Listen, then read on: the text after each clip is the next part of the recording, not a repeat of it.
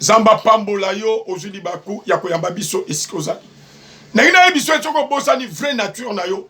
Okobanda ko vivre lokola moumbu. C'est-à-dire biskano so yo okoleka. Okobanda ko vivre makambo yo otali ko comprendre. Or ma commune en Zambé lobby. Créons l'homme à notre image, à notre ressemblance pour qu'il domine. C'est-à-dire escano so yo okoleka. Étant qu'enfant de Dieu. Soko ebi nature na yo.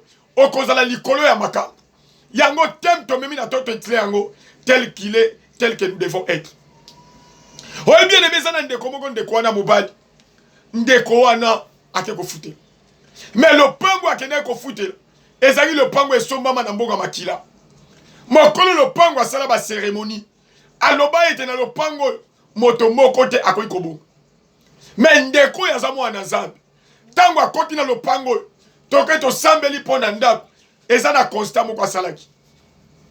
Batu bazobima na lopango wana babimaka na banyoko bakanga bango biloko. Mais mokolo moko après prière akeko se soulager ayoki mutu bazolo eza lopango na ngamoko. Ngane na somba lopango mutakoza likolo na ngazati. Avandi kimia ayeba nani yango azolo. Mais tango alandi likambo wana amoni keza kolo lopango ndazala ekolo biloko wana. Omoni na kate lopango wana il y avait des lois. Oh balobi ete mutakoyi ko kende libosote. Mutakoyi ko mona bolamuti. Mais bien aimé, ndeko wana lobi ngaza mwana Nzambe. Relation na ngai na papa ezali relation ya locataire na bailleur. Naza na relation mususte. To bondeli Nzambe bien aimé, ndeko wana aza la seule personne o abima na lopango na bazongiseli e garantie. Omoni ndeko ayebaki nature na ye. Lelo bato epele babungisi nature na bango. Au psaume 89 verset 6 de lobby. J'avais dit vous êtes des dieux, mais vous mourrez comme des princes quelconques. Oza mwana na Nzambe. Et tant que mwana na Nzambe, okoyi ko faire le quoi batnyosti. Ba koyi ko tcha ba loi, mais ba loi wana ko concerner yoti. Na do peso verset à liboso. Azo peso verset à liboso. Na mukana na nombre. Nombre chapitre 27. Nombre 27. Tozomona bana basimuko. Nombre 27. Verset 1 à 11. Nous lisons au nom de Jésus. Mais biso tokobanda na verset 1 4. Nombre 27 verset 1 à 11 biso banda verset 4. Pourquoi le nom de notre père serait-il retranché du milieu de sa famille? Parce qu'il n'avait point eu de fils. Donne-nous une possession parmi les frères de notre père. Moïse posta la cause devant l'Éternel. Et l'Éternel dit à Moïse, les fils de Tcheloptchad ont raison. Tu leur donneras en héritage une possession parmi les frères de leur père. Et c'est à elle que tu feras passer l'héritage de leur père. Tu parleras aux enfants d'Israël et tu diras, lorsqu'un homme mourra sans laisser de fils, vous ferez passer son héritage à sa fille. S'il n'a point de fille, vous donnerez son héritage à ses frères. S'il n'a point de frères, vous donnerez son héritage aux frères de son père. S'il n'y a point de frères de son père, vous donnerez son héritage au plus proche parent de sa famille, et c'est lui qui le possédera. Ce sera pour les enfants d'Israël une loi et un droit comme l'Éternel l'a ordonné à Moïse. Alléluia. Bien aimé, ça na mobe qu'on a kata libota na Nzambe. Baloba ki ete bana basi bakoyi ko hériter. Na libota na Nzambe ba kontaka bana basi. Yango komone pa ina Jacob bazolo baza na bana 12. Ba enlever dina parce que loi on ezala kopesi. Mais comme il entend un partage à l'héritage, bien aimé, et c'est là qu'il n'a pas de non. Nous étions créés par Dieu. Ndenge bana mibali ba kelama, ndenge biso poto kelama. Tozo mona na kata mboka. Eza na loi moko ya 2 poids 2 mesures. Comment biso beto kelama? Papa akufi. Azana bana mibali. Héritage na yesombre et que de gabo. Bakeye pa ina Moïse, bake koloba non. Papa na biso zoko akufa na makambu na ye. Akufa na makambu na ye. Mais comment biso zoko yiko posséder? Yoka na verset. Notre père est mort dans le désert. Il n'était pas au milieu de l'assemblée de ceux qui se révoltèrent contre l'Éternel de l'assemblée de cour. Mais il est mort pour son péché et il n'avait point de fils. À côté de la rébellion, mais à côté pour la lissoumouna, mais à cela qui n'a pas d'amibalité. Mais pour nani bana biso to ko héritage. Bien aimé balobi ete Moïse azui likambo na kena ngwe pa nzambe. Tango akomi na ngwe pa nzambe balobi non baza na raison. Yo kana ebisa. Na famille okoza na raison. Na belle famille okoza na raison. Na musala okoza na raison. Mais pas nzambe okoza raison. Parce que nzambe azalaka le juste juge. Et pas in nzambe, il n'y a pas de poids de mesure. Nzambe balobi nzambe akiti. Alobi na Moïse alobi ete bana basi yo baza na raison. Il faut qu'on paye sa bango héritage. Yo kanazele na bana basi yo loi o ekweyaki. Yo pozo landa ngai. Soko comprendre nature na yo. Ko ezalaka mwana na nzambe. Yo ba ete bien aimé, okokwisa balwa na famille. Okokwisa balwa na belle famille. Okokwisa balwa même na musala ozosa. Soki batolo bana musala. Batu ne pas pesa kanyak. Mais à cause de la présence de yo, makambe ko change. Balobi ete, nzambe balobi na Moïse. Alobi bana basi yo baza na raison. Il faut qu'on paye sa bango par nabam. Depuis l'eau wane salam. Bien aimé, makambe chanda na mboka. Makomi na nzambe lobi na Ezekiel 22:30. Dieu cherche un homme. Omoni bango ba telemaki. Tant ba telemi makambe change. Yo pe na tongo tongo. Dieu peut t'utiliser pour makambe change. La Bible dit si quelqu'un est en Christ, il devient une nouvelle créature. Les choses anciennes doivent passer et toutes choses deviennent nouvelles. Nazo bonde na tongo tongo. Makamba sike bana na vie na yo. Nazela na yo bien aimé. Ba cérémonie et salama na famille. Et salama na belle famille. Na lopango va de kuya na kombo na Yesu. Yango to badi ba prier Nikolo. Sous thème na yango ezali la délivrance des prisons sataniques. Et ça na ba cérémonie et salama na ba famille. Et salama na ba belle famille. Et kangi bat. Et ça na ba cérémonie salama na ba nakata mapangu to vante. Ba cérémonie bien aimé. Ezo kangabat, soko yebi nature na yoti. Ma komi na Nzambe lobi na Psaume 24 verset 1. En Dieu la terre et ce qu'elle renferme, le monde et ce qu'il habite. Nzambe azalaka mokonzi ya mabele.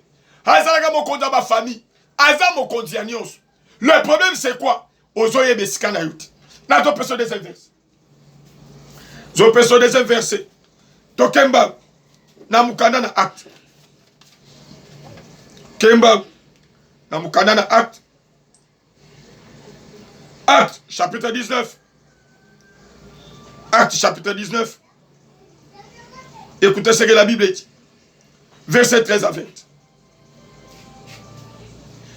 Quelques exorcistes juifs ambulants essayèrent d'invoquer sur ceux qui avaient des esprits malins le nom du Seigneur Jésus. En disant, je vous conjure par Jésus que Paul prêche. Ceux qui faisaient cela étaient certifiés de Séva, juifs, les de principaux sacrificateurs. L'esprit malin leur répond, je connais Jésus, et je sais qui est Paul, mais vous, qui êtes vous? Et l'homme dans lequel était l'esprit malin se lança sur eux, se rendit maître de tous et le maltraita de telle sorte qu'ils s'enfuirent de cette maison nus et blessés. Cela fit connu de tous les juifs et de tous les grecs qui demeuraient à Éphèse, et la crainte s'empara d'eux tous, et le nom du Seigneur Jésus était glorifié. Alléluia. Oh, mais tant que nature na yo, yaba ete kombo na Yesu et que ça la glorifie. Est-ce que nous sommes yo collègue? Kombo na Nzambe ko tombo. Ma komi na Nzambe lobi boy. Na kombo na Yesu. Si vous avez une petite foi, beaucoup pesa mitin. C'est ça la domination. Ba lobi bana basakoli. Bake ko ça la délivrance.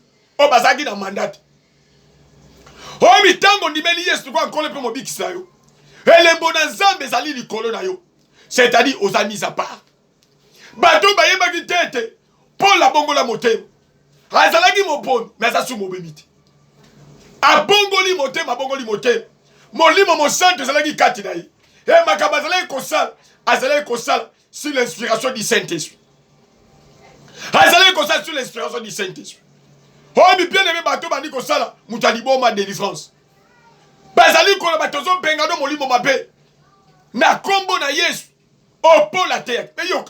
Mili babe zolo malabango boy. Toyebi Paul, toyebi nani Yesu. C'est-à-dire, même les mauvais esprits. Bazali baka elembo na Nzambe na vie amu. Lelo bien aimé, au père d'identité. Oyebi na emine de komogo de kwana za sango. Azo pesa ngan témoignage de kone musu sango. Ake ko sala délivrance dans le pang moko.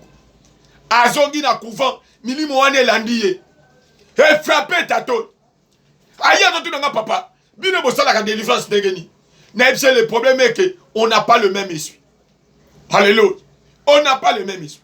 Et dès qu'on est à tout moment, quand il y a des cas de délivrance, azo me la biso. Les bien aimés, tu peux faire des études. La Bible dit avec Dieu, nous ferons des études. Quand l'esprit de Dieu est en toi, tu vas vivre la différence. Nous connaissons qui est Paul, nous connaissons qui est Jésus. L'esprit malin répond, je connais Jésus et je sais qui est Paul. Mais vous, qui êtes-vous? Milimo mabe yeba kamutu azana mulimo musante. Ebanga kamutu azana mulimo musante. Yaya parla langue le bite kozana mulimo musante. Tozana bata milimo mabe o balo bakape en langue. Azo parlant mais ce n'est pas le Saint-Esprit. Ma commune ensemble le biete, vous les connaîtrez par leurs fruits. Est-ce que réellement yozo landangai? Ozana nantira mona naza. Est-ce que nature wana zakatina? Balobi milimo mabe lobi, nous connaissons qui est Jésus. Nous connaissons qui est Paul. Mais vous qui êtes vous? Est-ce que Nzamba yebi? Aucune église, aucune église. Ozo compte à ma retraite. Avez-vous la nature de l'enfant de Dieu? Nazo peso l'autre verset. Je peso l'autre verset. Namukana na 1 Jean. 1 Jean chapitre 4. Écoutez ce que la Bible dit. 1 Jean chapitre 4. Le verset 17 à 21. Nous lisons au nom de Jésus. Tel il est, tel nous sommes aussi dans ce monde. C'est en cela que l'amour est parfait en nous, afin que nous ayons de l'assurance au jour du jugement. La crainte n'est pas dans l'amour, mais l'amour parfait bannit la crainte. Car la crainte suppose un châtiment, et celui qui craint n'est pas parfait dans l'amour. Pour nous, nous l'aimons, parce qu'il nous a aimés le premier. Si quelqu'un dit j'aime Dieu, et qu'il haït son frère, c'est un menteur, car celui qui n'aime pas son frère, qui le voit, comment peut-il aimer Dieu qui ne voit pas? Et nous avons de lui ce commandement, que celui qui aime Dieu aime aussi son frère. Alléluia. Oh, mais moutou a la nature en Zambé. Na kantine ozo mona bolingo. Ozo mona bolingo. Oh, quand il kolobate bien aimé, moto zana epele polinga kayete, molinga kanzan. Le loi te pele, bazo me la hypocrisie. Azo que d'église, azo le mamino kwasik, azo sakol, mais il n'a pas l'amour en lui. Il n'a pas l'amour. La Bible dit, okoyi kolobate, olingi nzambe muto ozomono olingi ete. Lelo hypocrisie dans la carte église. Hypocrisie dans la carte église. Omoni Paul, tango a comprendre ete, nazamona na nzambe abongoli motema. Azalaki mobombi ma changé. Akomi motei sango malamu. Akomi motei sango malamu. Si quelqu'un dit j'aime Dieu et qu'il a eu son frère, c'est un menteur. Baza même église, mais azo inande konaï. Baza même famille, mais azo kose lande komakam. Baza même lopang, mais ye wana zana nchoki. Azo kose la batoma kamuna cessé. Baza na kanda libal, même belle famille. Azo kose la mbadane makam. Po balinga e balinga mune tala. Yaya, Nzambe azalaka le juste juge. Amonda ka place to bamonda kat. Lelo nazo bonde la yaya. Zongela Nzambe. Zongela nature ya Nzambe. Mutu azana nature ya Nzambe, en lui il y a l'amour. Parce que l'amour parfait bannit la crainte. Nazo bonde la lelo mawana Nzambe kitanaka église. Église, to zongela Nzambe. Talende ba poison dans ta église. Église moko mazo tchana ba poison. Église. Bien aimé, tata moko yembe la biete. J'ai cherché l'église, je l'ai trouvé dans le monde. Mais j'ai cherché le monde, je l'ai trouvé dans l'église. C'est-à-dire nature ya muki. Et quand il est au cap d'église. Ozo mona motema mabe zo régner. Bavandi bango bale ba sa l'ensemble, mais ça na motema alingi et azo jouer hypocrite. Nazo bonde l'ensemble mawa a délivrer yo. A délivrer yo. Ozo ngana nature ya Nzambe na kombo na Yesu.